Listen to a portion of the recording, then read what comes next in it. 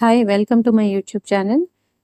Today I'm going to tell you how to manage drug-resistant seizures well in a child and adult.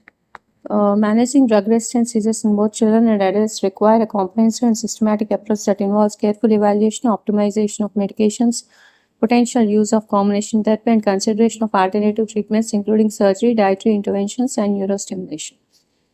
కేర్ఫుల్గా evaluate చేసి medication optimise చేసి combination therapy try చేసి alternative treatments like surgery ఎర్లీగా detect చేసుకొని drug resistant ఎపిలెప్సీని confirm చేసుకుని diagnosis ఒకవేళ surgery పడితే చేయించేసి so dietary interventions చూసుకొని కీటోజెనిక్ డైట్ న్యూరోస్టిమ్యులేషన్ ఇవన్నీ ట్రై చేస్తే డ్రగ్ రెసిస్టెంట్ సీజర్స్ని కూడా మేనేజ్ చేయొచ్చు.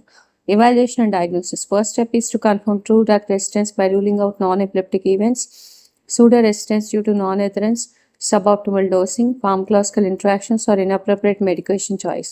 ఏమన్నా మెడికేషన్స్ ఇస్తున్నా పని చేయట్లేదని గమనించి అవి తీసేసి వేరే మెడికేషన్ యాడ్ చేసి కాంబినేషన్ థెరపీ ట్రై చేసి ఫార్మకలాజికల్ ఇంట్రాక్షన్స్ ఏమైనా ఉన్నాయా ఒక డ్రగ్కి ఇంకో డ్రగ్కి ఇంట్రాక్షన్స్ ఏమైనా ఉన్నాయా చూసుకొని నాన్ అథరెన్స్ ఆ డ్రగ్ పడుతుందా లేదా సబ్ఆప్టిమల్ డోసింగ్ డోస్ సరిపోతుందా లేదా ఇవన్నీ చూసుకోవడం వల్ల మేనేజ్ చేయొచ్చు. కొంచెం మందికి A detailed history, video EEG monitoring and brain MRI are critical for accurate diagnosis and assessment of seizure type and epilepsy syndrome.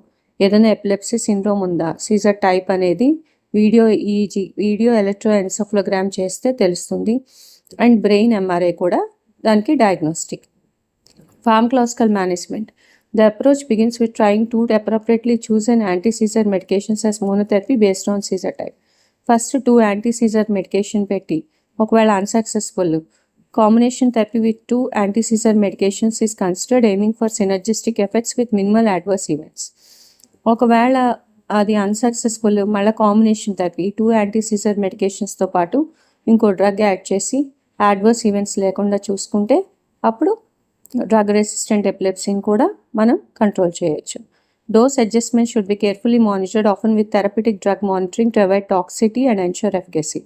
Suppose valproate ఇస్తున్నాము, వాల్ప్రేట్ టాక్సిటీ ఎంత ఉంది, సోడియం వాల్ప్రేట్ లెవెల్స్ చూసుకోవాలి అలాగనమాట. సో ఫెనటాయిన్ ఇస్తున్నారు, phenytoin levels చూసుకోవాలి. Alternative and adjunctive treatments. Evaluation for epilepsy surgery is recommended in suitable candidates, especially for focal epilepsy with identifiable epileptogenic lesions. Surgery can provide significant seizure freedom and cognitive improvement if performed early. So epileptic surgery అవసరము, ఎపిలెప్టోజెనిక్ focus ఎక్కడ ఉందో చూసుకొని దాన్ని బట్టి surgery చేస్తారు surgeons.